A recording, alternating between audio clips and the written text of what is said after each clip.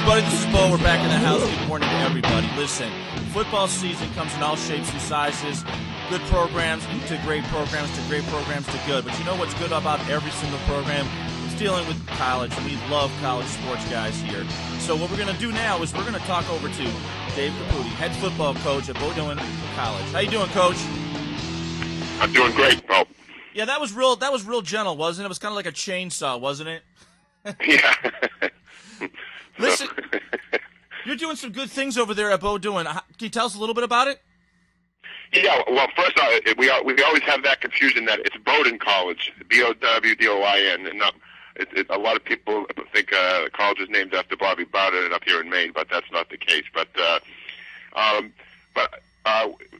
we had a great opening victory against Williams College, which has been a perennial powerhouse in our league. They were on a 14-game win streak, and we opened up with a nice 28-14 victory there, and it's just another step on the ladder for us as our program continues to develop. Now, you're stepping into your 8th season, is that correct, if I'm reading the bio correctly? Yep. Yes. That's a nice tenure at a school to build up a reputation for the kids. You've got incoming, leaving, you got seniors that are educating the new freshmen into it. How does it set up for you this season? I think we've got a great mix of kids in our program right now. We had a couple tough years early on, but slowly built up some depth in our program. And as the depth in our program has developed, we've been able to play more kids. Saturday's victory was probably the best team victory I've been involved in sports because we played so many people. We had 48 kids who played a vital role in the game, actually played in the game. And a lot of those kids were young kids, underclassmen. We've got 11 seniors on our team who all play different roles. Some guys are in rotations at positions. Some guys play. Some guys are full-time players, but they're all great leaders, and they're all kids who worked real hard and stuck with the program. And it's a great milestone victory for us, in part because of the leadership of those kids. And I think they see themselves as the leaders of a very talented young group of kids, and have embraced that role in our program. Now, in the last couple of years of you being a player, being a coach, and then a head coach, what are kind of some changes you see going on that you really enjoy seeing in the programs across the country? Well, I enjoy following college football at all levels, and we end up having those discussions in our staff room, and we try to pick up a little, try to learn a lesson or two from other programs and how those things can apply to our football program all the time. I think the one big change in college football in recent years, and I talk about this with our kids and our staff all the time, is it's become a much more, I think the simplest and easiest way to describe this, discretion increases as you go down the hierarchy. It's not the coaches on the sideline calling the plays anymore. It's just how bright the kids are as football players on the field and understanding schemes and how they can make adjustments. And you see that all over the case from the quarterback at Florida, Tim Tebow, and the quarterback out of Hawaii, and those guys just giving flexibility to change plays on the line of scrimmage. So you don't have that role, that head coach or the offensive coordinator or the defensive coordinator who calls a simple play on the sideline, and then everybody has to run it, and they have their rules. There are adjustments that the players make on the field where the quarterback checks plays. The offensive line has to change blocking schemes because of it. So it's become a much more player-intensive game, more than it has, I think, become a coach-intensive game. I think that's one thing that we've tried to adapt to here. And it obviously has to go down to how you pick or how you recruit or have people come into your program.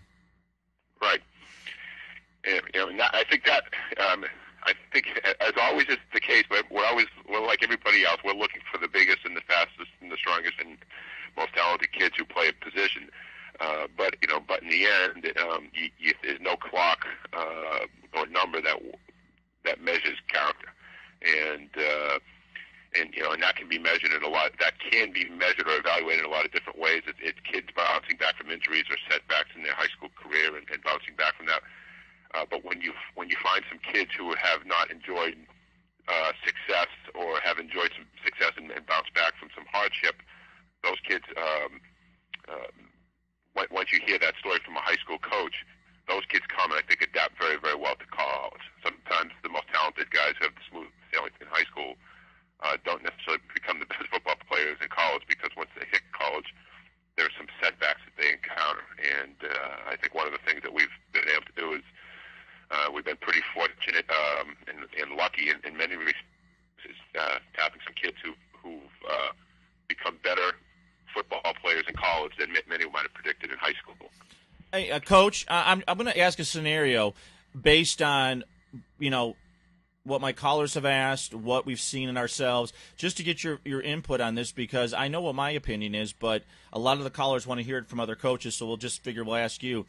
If you have a high school kid, as a freshman, yep, as a sophomore, as a junior, as a senior, keeps showing the same tendencies of being incredibly gifted as football knowledge, but he has a tendency of overreacting on the football field to incidences, cheap shots, where somebody might block him in the back or someone might block him low, and he loses his cool and his temper.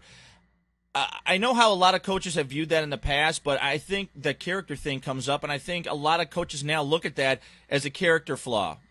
Years ago, it wasn't considered. It was considered he's got a passion, but with all the microscopes out there right now in programs, it just seems like that would be one that would be under the microscope where people would say, he's incredibly talented, he can go somewhere else. Right, man. I think the message we try to talk about with our kids, and I think they've understood very well. And again, we have a very mature group of seniors who've seen us. We've had some good seasons, and then some not so successful seasons the past couple of years. But they have been there through the ups and the downs. But the one thing I'm not sure preaching is the word, but one of the things we've tried to emphasize with them is they are judged not only by their actions, but probably most harshly by their reactions. And I think probably the best example is when you look at a college or professional football game and something good happens to one team and something bad happens to another. If it's a blocked punt, the camera automatically goes to the sideline that had something bad happen. We know who special teams coaches are now in the NFL, because if something bad happens, a kickoff return for a touchdown, the camera immediately finds a special teams coach on the sideline and focuses on him. And I think everybody's looking for that person to throw a clipboard or react, or in a college football game, a guy's leading his team for a drive in the last 2 minutes of the game, and he makes 3-4 great throws, and sort of throws an interception, and he walks off the field dejected. I think the camera zooms in on that kid more than they do on the defensive team that jumps around and is excited. And I think everybody wants to see how people, when the chips are down, how some people react, what's their emotional reaction, and keeping all that composure, I think, is incredibly important, because I think it also suggests some kind of even-keeled temperament off the football field, which will help people later, not only in the classroom, but later on in life in some professional and family situations too. So I think that's one thing that we try to emphasize with them. But again, I think we have a very mature group of guys who have tapped into that a little bit. And also, when you go there and talk to the parents of the football program, and they finally either sign over or a letter of intent or that they're definitely coming to your program, the parents sort of look on you as a surrogate father for their kid, if I'm not mistaken. I mean, it was like that when I was a kid going to college. And you bond with these young knuckleheads that come into your program. And, I mean, it's very intense for the coach, because you get to watch